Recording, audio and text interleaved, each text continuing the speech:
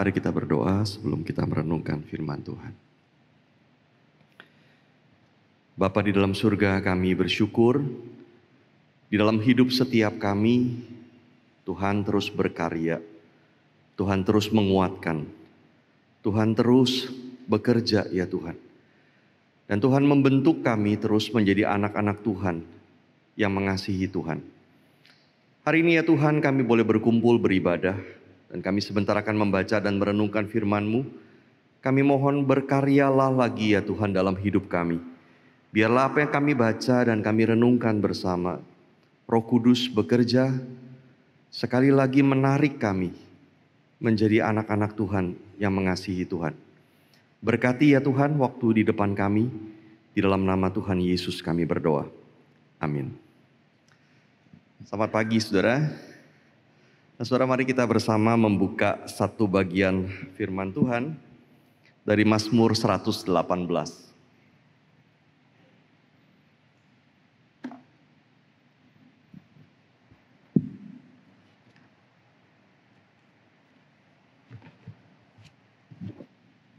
Mazmur 118, satu bagian yang cukup panjang, saya akan bacakan bagi kita semua.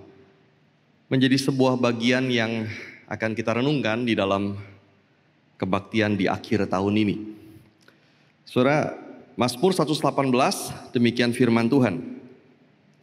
Bersyukurlah kepada Tuhan sebab Ia baik, bahwasanya untuk selama-lamanya kasih setianya.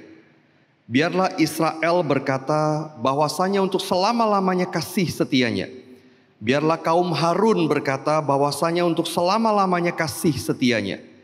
Biarlah orang yang takut akan Tuhan berkata bahwasanya untuk selama-lamanya kasih setianya. Dalam kesesakan aku telah berseru kepada Tuhan. Tuhan telah menjawab aku dengan memberi kelegaan. Tuhan di pihakku, aku tidak akan takut. Apakah yang dapat dilakukan manusia terhadap aku? Tuhan di pihakku, menolong aku. Aku akan memandang rendah mereka yang membenci aku. Lebih baik berlindung pada Tuhan daripada percaya kepada manusia. Lebih baik berlindung pada Tuhan daripada percaya kepada para bangsawan. Segala bangsa mengelilingi aku, demi nama Tuhan sesungguhnya aku pukul mereka mundur. Mereka mengelilingi aku, ia mengelilingi aku, demi nama Tuhan sesungguhnya aku pukul mereka mundur. Mereka mengelilingi aku seperti lebah, mereka menyala-nyala seperti api duri. Demi nama Tuhan, sesungguhnya aku pukul mereka mundur. Aku ditolak dengan hebat sampai jatuh, tetapi Tuhan menolong aku. Tuhan itu kekuatanku dan mazmurku, Ia telah menjadi keselamatanku. Suara sorak-sorai dan kemenangan di kemah orang-orang benar. Tangan kanan Tuhan melakukan keperkasaan. Tangan kanan Tuhan berkuasa meninggikan. Tangan kanan Tuhan melakukan keperkasaan. Aku tidak akan mati tetapi hidup, dan aku akan menceritakan perbuatan-perbuatan Tuhan. Tuhan telah menghajar aku dengan keras, tetapi Ia tidak menyerahkan aku kepada maut. Bukakanlah aku pintu gerbang kebenaran, aku hendak masuk ke dalamnya. Hendak mengucap syukur kepada Tuhan. Inilah pintu gerbang Tuhan, orang-orang benar akan masuk ke dalamnya. Aku bersyukur kepadamu sebab Engkau telah menjawab aku dan telah menjadi keselamatanku. Batu yang dibuang oleh tukang-tukang bangunan telah menjadi batu penjuru. Hal itu terjadi dari pihak Tuhan, suatu perbuatan ajaib di mata kita. Inilah hari yang dijadikan Tuhan. Marilah kita bersorak-sorak dan bersuka cita karenanya. Ya Tuhan, berilah kiranya keselamatan. Ya Tuhan, berilah kiranya kemujuran. Diberkatilah dia yang datang dalam nama Tuhan. Kami memberkati kamu dari dalam rumah Tuhan. Tuhanlah Allah, Dia menerangi kita. Ikatkanlah korban hari raya itu dengan tali pada tanduk-tanduk mezbah. Allahku Engkau, aku hendak bersyukur kepadamu. Allahku, aku hendak meninggikan Engkau. Bersyukurlah kepada Tuhan sebab Ia baik, bahwasanya untuk selama-lamanya kasih setianya. Saudara, semikian jauh pembacaan kita akan bagian firman Tuhan. Nah, saudara, Mazmur 118 adalah mazmur yang sangat indah sekali dan menjadi kekuatan bagi banyak orang Kristen sampai hari ini. Tapi saudara, bagian Mazmur 118 ini bagian yang cukup panjang dan kita tidak akan membahas secara detail. Tapi saya akan menyoroti beberapa bagian di dalam Mazmur ini. Dan kemudian kita melihat bagaimana pemazmur mengajak kita bersyukur kepada Tuhan yang baik itu. lewat apa yang dia sampaikan. Nah, saudara, Mazmur 118 menyampaikan tema utamanya di dalam ayat yang pertama. Bersyukurlah kepada Tuhan sebab Ia baik, bahwasanya untuk selama-lamanya kasih setianya. Saudara, tema inilah yang kemudian dia ulang dan dia jelaskan terus-menerus sepanjang Mazmur ini. Saudara, kalau saudara perhatikan tadi dia mengulang kalimat yang sama dalam rupa ajakan. Di dalam ayat yang kedua dia berkata, biarlah Israel berkata bahwasanya untuk selama-lamanya kasih setianya. Ayat yang ketiga dia berkata lagi, biarlah kaum Harun berkata bahwasanya untuk selama-lamanya kasih setianya. Dan ayat yang keempat dia ulang sekali lagi, biarlah orang yang takut akan Tuhan berkata bahwasanya untuk selama-lamanya kasih setianya. Saudara, dengan kata lain dia mengajak, biarlah seluruh umat Tuhan, biarlah semua orang yang percaya kepada Tuhan bersama-sama boleh berkata bahwasanya untuk selama-lamanya kasih setianya. His love endures forever. Saudara, James Montgomery Boyce di dalam tafsirannya dia mengatakan begini. Mazmur 118 digunakan oleh orang Israel untuk mengingat pembebasan mereka dari perbudakan di Mesir. Dan kemudian mereka juga mengingat bagaimana Tuhan memimpin mereka lahir menjadi sebuah bangsa. Saudara, kenapa bisa berkata begitu? Karena Mazmur 118 kalau saudara perhatikan bagian-bagiannya seakan-akan memang bercerita tentang kondisi bangsa Israel berurutan. Dari mulai mereka diperbudakan di Mesir, mereka berada di dalam kesesakan, pelan-pelan sampai kemudian mereka mengalami kelegaan, keamanan berada di Gunung Sion. Maka Mazmur ini saudara dipakai oleh orang Israel untuk mengingat anugerah Tuhan bagi mereka. Dari mereka bukan siapa-siapa di dalam perbudakan. Tuhan bebaskan dan Tuhan bawa ke Gunung Sion. Nah, saudara, tetapi Mazmur ini kemudian juga dipakai oleh orang Kristen untuk mengingat karya Yesus Kristus di dalam kehidupan orang percaya.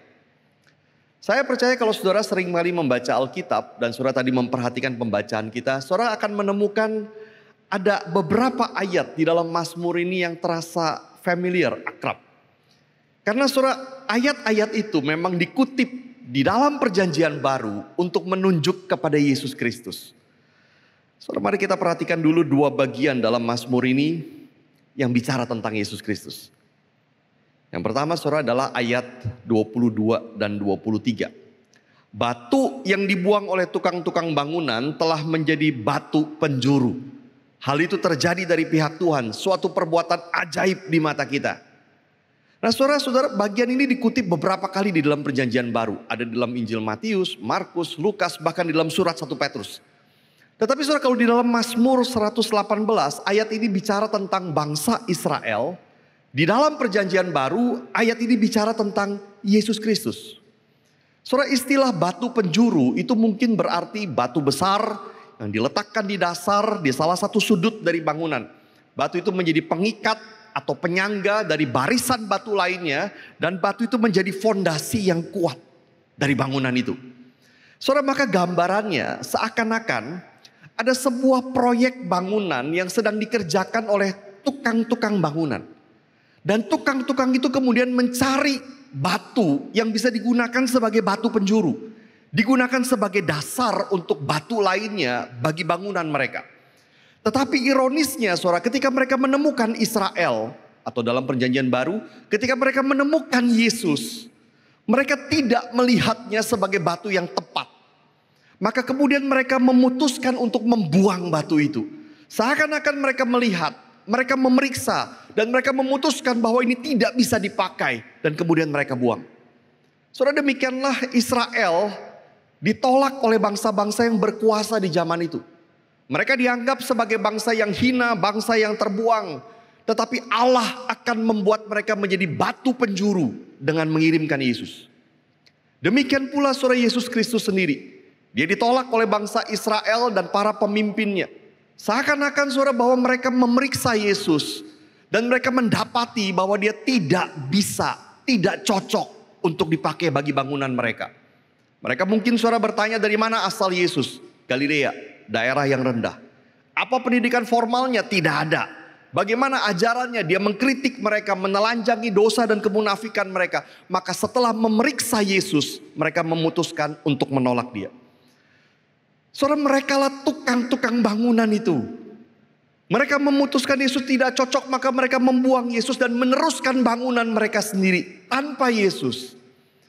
Tetapi Allah telah menjadikan Yesus sebagai batu penjuru, juru selamat bagi manusia, fondasi hidup manusia. Maka barang siapa yang menolak dia, pasti akan tersandung. Ini yang pertama.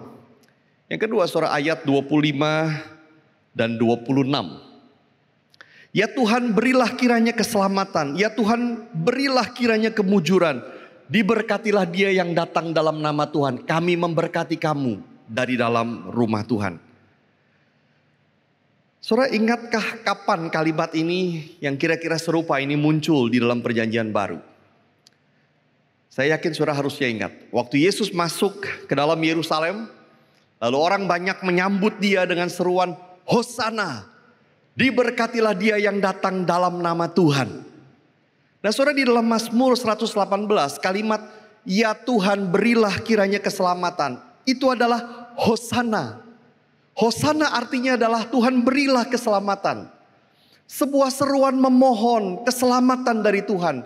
Dan seruan itu kemudian memang berubah, dipakai oleh orang Israel di dalam liturgi menjadi sebuah pujian yang kira-kira berarti Tuhan menyelamatkan, itu pujian mereka.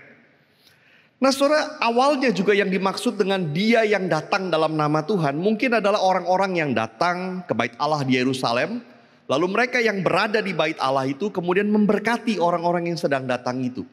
Tetapi di dalam perjanjian baru yang dimaksud dengan dia yang datang dalam nama Tuhan adalah satu orang, yaitu Mesias. Dialah yang menggenapi kalimat Hosana, Tuhan menyelamatkan. Hosana, Tuhan berilah keselamatan. Lalu Yesus datang menggenapi kalimat itu. Saudara, sekalipun orang-orang yang menyambut Yesus di Yerusalem tidak mengerti bahwa Yesus datang membawa keselamatan. Tetapi tanpa sadar mulut mereka sedang mengakui apa yang Allah lakukan. Yesus, anak Allah, datang dalam nama Tuhan untuk menyelamatkan umatnya. Dan Yesus akan melakukannya dengan mati di kayu salib. Nah saudara, dua bagian ini di dalam Mazmur 118 sudah cukup menjadi alasan untuk tidak habis-habisnya kita bersyukur. Allah memilih Yesus menjadi batu penjuru, keselamatan bagi umatnya. Dan yang kedua, Yesus sudah datang di dalam nama Tuhan untuk menyelamatkan. Maka sangat layak saudara bahwa pemazmur kemudian berseru, bersoraklah kepada Tuhan, bersyukurlah kepada Tuhan sebab ia baik. Bahwasanya untuk selama-lamanya kasih setianya. His love endures forever. Tetapi surah Mazmur 118 ternyata menambahkan banyak alasan yang lain untuk bersyukur. Karena Mazmur ini bukan hanya bicara tentang Yesus Kristus, tetapi juga tentang kehidupan iman kita. Dan itulah sebabnya Mazmur ini menjadi favorit banyak orang Kristen sepanjang zaman karena sangat menguatkan mereka. Mazmur 118 adalah mazmur favorit dari Martin Luther. Dia menaruh mazmur itu di mejanya. Dia menaruh ayat-ayat itu, saudara. Dan seringkali itu menjadi kekuatan bagi dia. Saudara, mari kita perhatikan 5 bagian di dalam mazmur ini yang bicara tentang kehidupan iman kita. Di ayat yang ke-6, dia berkata, Tuhan di pihakku, aku tidak akan takut. Apakah yang dapat dilakukan manusia terhadap aku? Nah saudara, kalimat ini selain dikutip di dalam Ibrani, juga kita temukan di dalam Mazmur 56. Apakah yang dapat dilakukan manusia terhadap aku? Saudara, kalau kita bertanya, apa sih yang bisa manusia lakukan kepada kita? Jawabannya saudara adalah banyak. Saudara, jangan kira manusia tidak bisa lakukan apa-apa kepada kita. Banyak hal bisa dilakukan mereka. Manusia bisa memecat kita dari pekerjaan. Manusia bisa menipu kita dan membuat kita kehilangan segalanya. Manusia bisa menyakiti hati kita dengan berbagai kejahatan mereka. Manusia bisa menyiksa, manusia bisa membunuh kita. Manusia bisa lakukan banyak hal kepada kita. Tetapi saudara, pertanyaan ini, apakah yang dapat dilakukan manusia terhadap aku? Pertanyaan ini ingin mengatakan, taruhlah ketakutanmu di tempat yang benar. Apakah yang bisa dilakukan manusia yang cuma ciptaan itu kepadaku, sementara Allah ada di pihakku? Saudara, saya suka sebuah terjemahan lain mengatakan begini, sementara Allah adalah bagiku, God is for me. Apa yang mungkin bisa dilakukan manusia kepadaku kalau Allah ada bagiku? Nah saudara, kebenaran ini luar biasa. Bukankah saudara, masa depan kita memang di tangan Tuhan, bukan di tangan yang lain? Bukankah Tuhan janjikan bahwa memang tidak akan ada yang terjadi kepada kita tanpa izin Tuhan? Bukankah Tuhan akan jadikan segala sesuatu menjadi kebaikan bagi mereka yang mengasihi Dia? Dan itulah yang paling pasti terjadi di dalam hidup kita. Maka mari kita belajar bertanya, apakah yang dapat dilakukan manusia terhadap aku? Sekali lagi betul, mereka bisa lakukan banyak hal untuk menghancurkan kita. Tapi mari kita taruh ketakutan itu di tempat yang benar. Karena manusia, siapapun dia, kondisi apapun itu, sengeri apapun, tidak ada yang lebih besar dibanding Tuhan yang di pihak kita. God is for me. Yang berikut saudara, ayat 8 dan 9. Saudara, hal yang sangat menarik. Dua ayat ini adalah dua ayat yang berada persis di tengah-tengah Alkitab kita. Dari sekian jumlah ayat di dalam Alkitab, dua ayat yang di tengah adalah dua ayat ini. Dan dua ayat ini berkata begini, lebih baik berlindung pada Tuhan daripada percaya kepada manusia. Lebih baik berlindung pada Tuhan daripada percaya kepada para bangsawan. Saudara, mengapa lebih baik berlindung pada Tuhan daripada percaya kepada manusia atau bahkan bangsawan atau orang yang punya kuasa? Charles Spurgeon, saudara, seorang pengkhotbah yang sangat terkenal, dia mengatakan ada 5 alasan. Yang pertama, karena itu lebih bijaksana. Allah bisa dipercaya, sementara manusia tidak bisa dipercaya. Maka lebih bijaksana kalau kita percaya berlindung kepada Tuhan daripada percaya kepada manusia. Yang kedua, dia berkata, karena itu lebih benar. Karena Allah memberitahu kita untuk percaya kepadanya dan jangan percaya kepada manusia. Maka lebih benar, lebih sesuai kebenaran kalau kita percaya kepada Allah. Yang ketiga, karena itu lebih aman. Manusia bisa mengecewakan kita. Dan mereka yang bisa mengecewakan kita pasti satu kali akan mengecewakan kita. Jauh lebih aman berlindung kepada Allah daripada percaya kepada manusia. Yang keempat, karena itu lebih baik bagi kita. Kita bertumbuh di dalam iman, kita bertumbuh di dalam karakter waktu kita percaya kepada Allah dan bukan percaya kepada manusia.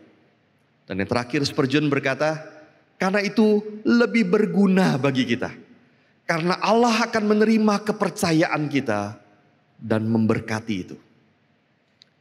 Lebih baik berlindung pada Tuhan daripada percaya kepada manusia.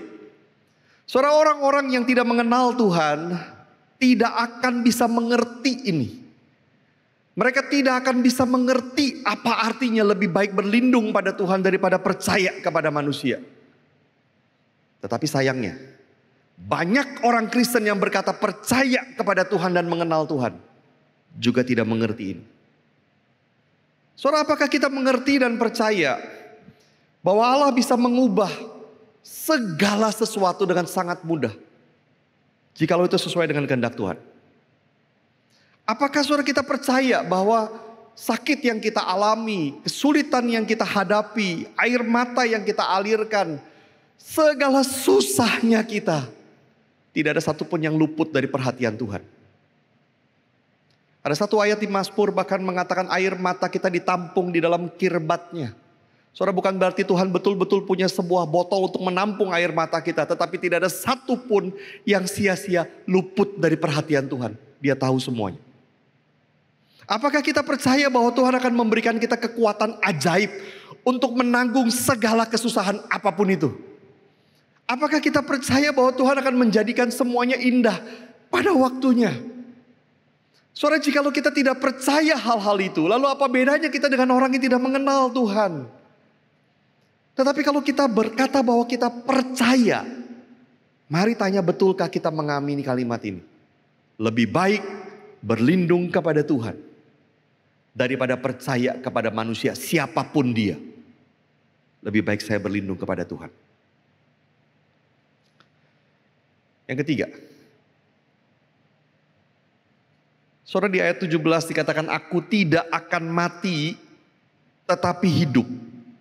Dan aku akan menceritakan perbuatan-perbuatan Tuhan. Saudara, kita tahu bahwa setiap kita pasti akan mati. Maka apa maksud kalimat ini ketika berkata aku tidak akan mati tetapi hidup? Saudara, yang pertama adalah ayat ini keluar dari kelegaan karena luput dari kematian. Setelah melalui tekanan yang besar di dalam hidup, bahaya yang besar di dalam hidupnya, Pemazmur 118 ini bersyukur karena dia hidup. Dia yakin bahwa dia saat itu tidak akan mati, dia masih hidup. Dan kalau masih hidup, dia berkata, aku akan menceritakan perbuatan-perbuatan Tuhan. Saudara, dia selesai mengalami kesulitan besar dalam hidupnya. Dia berjanji bahwa hidupnya, kesempatan yang masih ada itu akan dia pakai untuk menceritakan perbuatan-perbuatan Tuhan. Saudara, ini memberikan sebuah pertanyaan yang sangat penting kepada kita. Hanya orang hidup yang bisa menceritakan perbuatan-perbuatan Tuhan. Orang mati tidak bisa melakukan itu. Saudara, pertanyaannya, apakah kita menceritakan perbuatan-perbuatan Tuhan? Ataukah sebetulnya saudara, hidup kita tidak ada bedanya dengan orang mati yang memang tidak bisa lagi bercerita tentang perbuatan-perbuatan Tuhan? Apakah kita yang masih hidup ini memakainya untuk menceritakan perbuatan Tuhan? Atau sebetulnya tidak ada bedanya kalaupun kita mati? Saudara, seorang pengkhotbah bercerita begini. Dia seorang wanita, satu kali dia menemukan ada benjolan di tubuhnya. Dia menjalani operasi, kemudian dia menunggu selama 1 minggu laporan dari rumah sakit, diperiksa apakah benjolan itu adalah kanker ganas atau bukan. Dan dia berkata selama dia menunggu 1 minggu itu, banyak sekali kekhawatiran muncul di dalam hatinya. Pikirannya melayang kemana-mana, ada banyak ketakutan. Bagaimana dengan suaminya, bagaimana dengan anaknya, bagaimana dengan pekerjaannya dan seterusnya. Dan dia berdoa kepada Tuhan, dia bertanya, Tuhan, Kau mau nyatakan apa kepadaku melalui peristiwa ini? Dan tiba-tiba ada sebuah kalimat yang muncul di dalam hatinya berkata begini. Mengapa engkau mau hidup? Mengapa engkau mau hidup? Dan dia berkata itu sebuah pertanyaan yang bukan menghakimi dia, tetapi penuh kasih. Mengapa engkau mau hidup? Dan dia berkata seolah-olah Tuhan sedang bertanya kepada dia, apakah ada urusanmu, apakah ada pekerjaanmu di dalam kerajaan Allah yang belum selesai kau lakukan? Dan momen itu dia kembali memikirkan ulang seluruh hidupnya dan dia berdoa. Tuhan, aku mau melayanimu lebih lagi. Tuhan, aku mau mendidik dan membesarkan anakku di dalam iman. Maka berikan aku hidup. Berikan aku hidup. Dan Tuhan memberikan ketenangan kepada dia. Dan kemudian laporan memang menyatakan bahwa benjolan dia bukan kanker. Tapi peristiwa itu membekas di dalam hatinya. Dan kemudian saya jadi bertanya begini. Kalau kita ditanya, apakah kita masih mau hidup? Saudara, apa jawab kita? Kalau kita berkata, ya saya masih mau hidup. Pertanyaan berikutnya adalah, untuk apa kita masih mau hidup? Untuk apa? Kalau Tuhan berkata kepada kita, berikan aku satu alasan kenapa aku harus berikan kamu hidup. Saudara, kita akan jawab apa kepada Tuhan? Berikan aku alasan kenapa aku masih harus memberikan kepadamu nafasmu yang berikut ini. Saudara, apa jawab kita kepada Tuhan? Apakah kita berkata, Tuhan saya mau jalan-jalan. Tuhan saya mau senang-senang. Apa jawab kita? Alangkah indahnya kalau kita bisa berkata, Tuhan, aku mau menceritakan tentang perbuatan-perbuatan-Mu lagi. Berikan aku hidup. Dan itulah alasan untuk kita hidup. Yang kedua, saudara, Yesus berkata di dalam Injil Yohanes, Akulah kebangkitan dan hidup. Barang siapa percaya kepadaku, ia akan hidup walaupun ia sudah mati. Dan setiap orang yang percaya kepadaku tidak akan mati selama-lamanya. Saudara, apa maksud kalimat itu? Betul, di satu sisi hanya orang yang hidup yang bisa menceritakan tentang perbuatan-perbuatan Tuhan. Tetapi di dalam Yesus, barang siapa percaya kepadanya akan hidup walaupun mati. Saudara, banyak orang melayani Tuhan untuk mencari nama. Tapi sejujurnya saudara, nama kita akan segera dilupakan orang. Akhir-akhir ini saudara, saya semakin menyadari itu. Ada pengkhotbah-pengkhotbah yang sangat terkenal sekali 10 tahun yang lalu. Tanya sekarang kepada generasi yang muda, tidak ada yang tahu. Ada penulis-penulis buku yang sangat hebat sekali. Orang-orang umur 30-an tahun ke atas dulu sangat diberkati oleh tulisan-tulisannya. Tapi sekarang tanya kepada anak usia 20-an, tidak ada yang tahu penulis itu. Saudara, nama kita akan segera dilupakan orang, itu fakta. Ketika kita mati apalagi 10 tahun, satu generasi paling lama, tidak ada orang akan ingat kita. Tapi saudara, kalau semasa hidup kita bicara tentang Tuhan, ada orang yang percaya kepada Tuhan, ada orang yang diubahkan hidupnya, ada orang yang keluarganya dipulihkan, ada orang yang kemudian dikuatkan lagi oleh Tuhan. Dan mereka kemudian akan mengalirkan iman itu kepada orang lain. Mereka akan meneruskan itu. Mereka akan hidup lebih baik dan orang lain mendapat berkat lagi dari hidup mereka. Dan demikian seterusnya. Maka rantai iman itu tidak akan pernah putus. Sekalipun orang itu dilupakan orang, pekerjaannya, buahnya bernilai kekal. Tidak akan pernah habis. Seorang orang boleh lupa akan kita. Tidak ada masalah sama sekali. Karena siapalah kita. Tetapi ketika kita menceritakan perbuatan-perbuatan Tuhan, dampaknya, gemanya akan terus sekalipun kita mati. Karena buah pekerjaan kita di dalam Tuhan bernilai kekal. Dan itulah yang lebih penting. Yang berikut saudara, di ayat 24. Dia berkata, inilah hari yang dijadikan Tuhan. Marilah kita bersorak-sorak dan bersuka cita karenanya. Saudara, kita suka menyanyikan lagu dari ayat ini dalam persekutuan. Lagu ini terkenal saudara ya. Hari ini harinya Tuhan, harinya Tuhan. Mari kita bersukaria. Saudara, tetapi pertanyaannya adalah apa yang dimaksud dengan harinya Tuhan? Hari yang dijadikan Tuhan itu. Saudara, di dalam Mazmur 118, yang dimaksud dengan hari yang dijadikan Tuhan adalah hari di mana Tuhan menyatakan keselamatannya. Dan ayat ini saudara dipakai oleh Tuhan untuk menguatkan banyak orang Kristen. Saya membaca kisah dari 3 orang martir di Prancis di abad ke-18 yang sangat dikuatkan dengan ayat ini. Seorang yang pertama bernama Louis Reng. Dia seorang pendeta, dia ditangkap, dihukum mati. Dia ditawarkan untuk dibebaskan kalau dia mau menyangkal imannya, tetapi dia menolak. Dan sambil digiring ke tiang gantungan, dia menyanyikan lagu dari ayat 24 ini di dalam bahasa Perancis. Terjemahan bebasnya suara kurang lebih begini, inilah hari bahagia yang kita tunggu-tunggu. Nyanyikan pujian kepada Allah yang memberi kita sukacita dan kesenangan yang tidak akan pernah berhenti. Dia menyanyikan lagu itu. Dan itu menjadi kekuatan bagi dia pada waktu dia mengalami kematian. Beberapa minggu setelah dia mati, seorang lain pendeta bernama Jacques Roger juga mengalami yang sama. Dia berusia 70 tahun dan selama 40 tahun, hampir 40 tahun dia terus-menerus berhasil lari dari kejaran pemerintah. Dia bersembunyi dan berhasil. Ketika akhirnya ditemukan, Dan dia tidak bisa lari lagi. Dengan berani saudara dia berkata, sudah waktunya kalian menemukanku. Dan di dalam penjara dia menghabiskan hari-hari terakhirnya dengan menguatkan banyak narapidana di sana. Dan kemudian pada waktu dia digiring ke tempat eksekusi, dia menyanyikan lagu yang sama dari ayat 24 ini. Lagu yang juga dinyanyikan oleh Louis Reng beberapa minggu sebelumnya. Inilah hari bahagia yang kita tunggu-tunggu.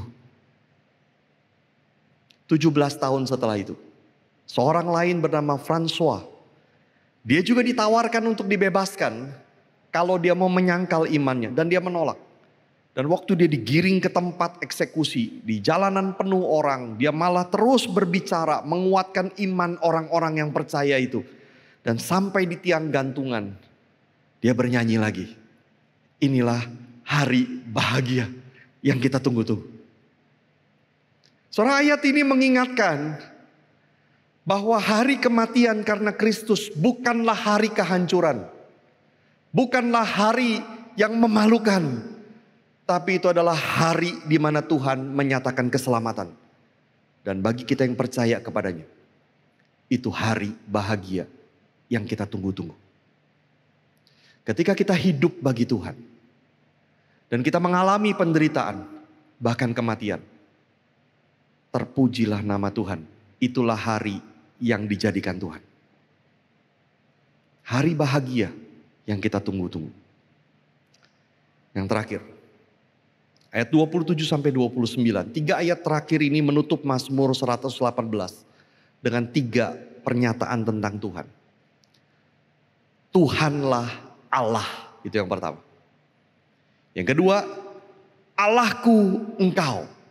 Artinya Tuhan bukan saja Allah, tetapi Allahku, pribadi Allahku. Dan yang ketiga, Tuhan itu baik.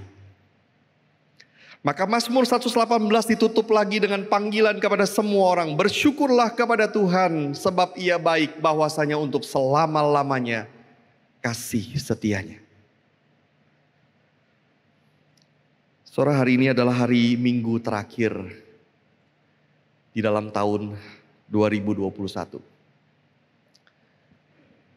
Beberapa hari lagi saudara kita akan masuk ke dalam tahun 2022. Saya tidak tahu apa yang saudara alami selama sepanjang tahun ini. Dan bagaimana saudara menatap ke depan ke tahun 2022. Mungkin ada ketakutan, mungkin ada kekhawatiran. Sebagian orang memandang dengan optimis, melihat ada harapan besar bahwa akan terjadi banyak perbaikan di dalam tahun 2022. Tapi sebagian orang memandang dengan sangat pesimis. Tapi satu hal saudara yang sering kita lupa adalah kita memandang masa depan hanya berdasarkan yang kita tahu, yang sangat terbatas. Kita optimis, kita pesimis hanya berdasarkan apa yang kita pikir kita mampu lakukan. Kita optimis, kita pesimis hanya berdasarkan sesuatu yang kita pikir bisa menyenangkan kita. Kalau kita pikir tidak ada, maka kita pesimis. Saudara, Mazmur 118 memberikan sudut pandang yang berbeda. Saya akan ringkaskan apa yang sudah kita renungkan. Yang pertama, hidup kita berdasarkan pada Yesus Kristus sebagai batu penjuru. Saudara, Mazmur 118 berkata, batu yang dibuang oleh tukang-tukang bangunan telah menjadi batu penjuru. Ya Tuhan, berilah keselamatan, diberkatilah dia yang datang dalam nama Tuhan. Saudara, Tuhan Yesus sudah datang menjadi batu penjuru, fondasi hidup manusia, memberikan keselamatan bagi kita. Maka saudara, kalau di dalam tekanan, masalah, kesulitan hidup, kemudian kita bertanya, di mana Tuhan? Di mana Engkau? Apa yang Kau kerjakan? Kenapa aku mengalami ini? Saudara, kita salah besar. Karena Yesus anak Allah sudah datang. Dia sudah mengerjakan yang terbesar untuk kita. Dia menebus kita. Dan Yesus mati di kayu salib untuk itu. Allah telah menjadikan Yesus Kristus batu penjuru, fondasi hidup manusia, juru selamat bagi manusia. Dan dia mengundang kita untuk datang kepadanya. Maka pertanyaan kita saudara bukan seharusnya di mana Tuhan. Tetapi harusnya adalah di mana kita. Saudara, kenapa kita tidak datang kepadanya? Betul saudara, seringkali di dalam kesulitan Kita merasa tidak ada jalan keluar. Kita mencari jalan sendiri kemana-kemana. Lalu kita berseru kepada Tuhan, di mana Engkau? Tuhan sudah lakukan yang terbesar untuk kita. Pertanyaan adalah, di mana Engkau? Mengapa Engkau tidak datang kepadanya? Saudara, hidup kita punya dua pilihan. Kita menerima undangan Dia, datang kepada Dia, hidup bersama dengannya, dibangun di atas Dia, taat kepadanya, percaya kepada Dia, atau kita cari jalan sendiri. Dan kita pasti akan tersandung. Saudara, pertanyaannya, mengapa kemudian kita membiarkan diri terus tersandung? Mengapa kita terus-menerus hidup seakan tanpa Yesus? Allah sudah mengerjakan yang terbesar di dalam hidup kita. Yang kedua, saudara, kita harus belajar menaruh kekhawatiran kita di tempat yang benar. Mazmur 118 berkata, kalau Tuhan di pihakku, apakah yang dapat dilakukan manusia terhadap aku? Lebih baik berlindung kepada Tuhan daripada percaya kepada manusia. Saya tidak tahu apa yang menjadi kekhawatiran dan ketakutan saudara menghadapi tahun 2022. Tapi mari segala kekhawatiran dan ketakutan itu kita taruh di tempat yang benar. Karena Tuhan di pihak kita. God is for us. Sementara manusia atau apapun juga tidak ada yang lebih berkuasa dibandingkan Tuhan.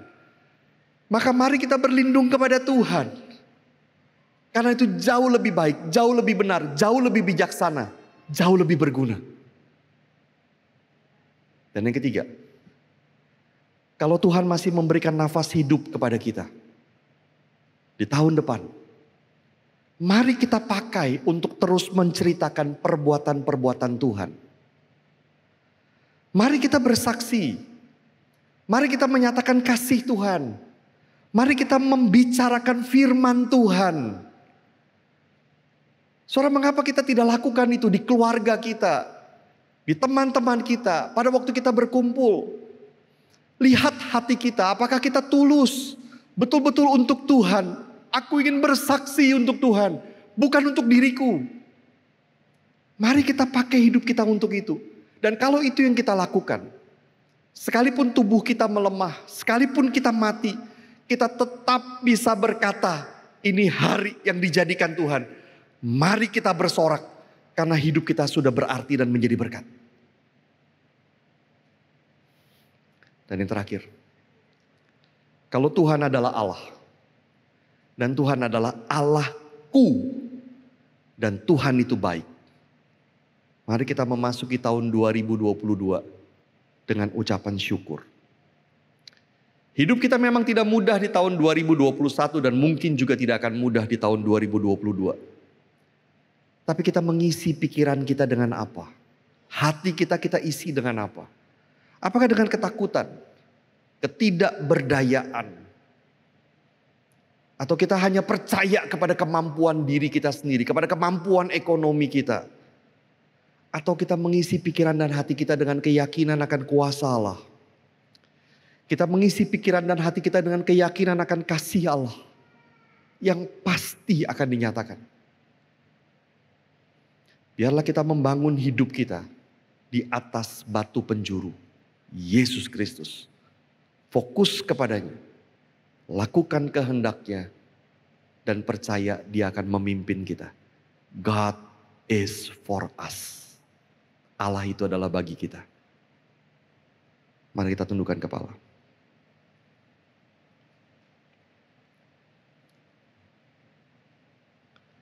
Bolehkah saya minta pemusik memainkan sebuah lagu sambil kita boleh teduh di hadapan Tuhan dan kita berdoa.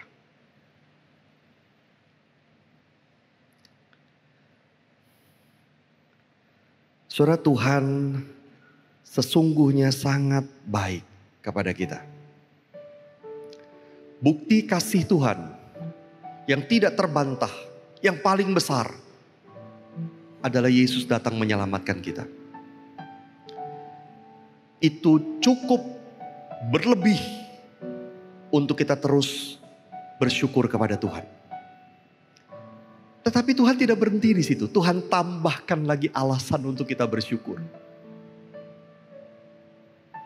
Dia menjadi perlindungan bagi kita. Dia menjadi kekuatan bagi kita. God is for us. Mari kita pandang ke depan dengan iman. Mari kita percaya kepada Tuhan. Dan biarlah kita menyerahkan diri untuk dipakai Tuhan, menceritakan perbuatan-perbuatannya. Dan kita mempercayakan seluruh hidup kita yang lain untuk Tuhan yang pelihara. Masing-masing berdoa kepada Tuhan. Saudara ucapkan komitmenmu, janjimu, kerinduanmu, permohonanmu, apa saja. Nyatakan di hadapan Tuhanmu. Masing-masing berdoa. Dan nanti saya akan tutup di dalam doa.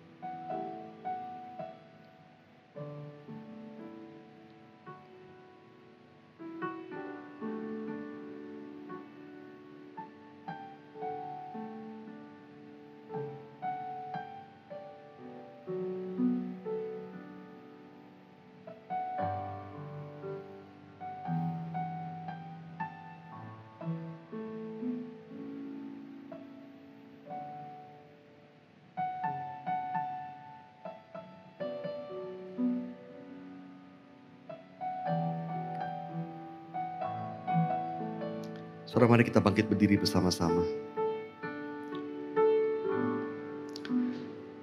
Bapa di dalam surga, kami bersyukur, kami berterima kasih ya Tuhan untuk tahun 2021. Sesungguhnya kalau kami mau membuka mata rohani kami akan melihat ya Tuhan betapa baiknya Tuhan kepada kami sepanjang tahun ini. Dan kami percaya Tuhan yang sama akan baik kepada kami terus menerus sampai kami berjumpa denganmu di dalam kekekalan. Tuhan, biarlah kami menjalani hidup kami dengan keyakinan iman seperti ini. Berkatilah setiap kami ya Tuhan. Engkau mendengar doa yang dinaikkan oleh setiap anak-anak-Mu. Tuhan dengarlah, Tuhan berkatilah. Terima kasih ya Tuhan. Terima kasih untuk hari ini. Dan biarlah firman Tuhan terus bicara di dalam hati kami, Roh Kudus terus menuntun kami. Di dalam nama Tuhan Yesus Kristus, kami berdoa dan bersyukur. Amin. Silakan duduk saudara.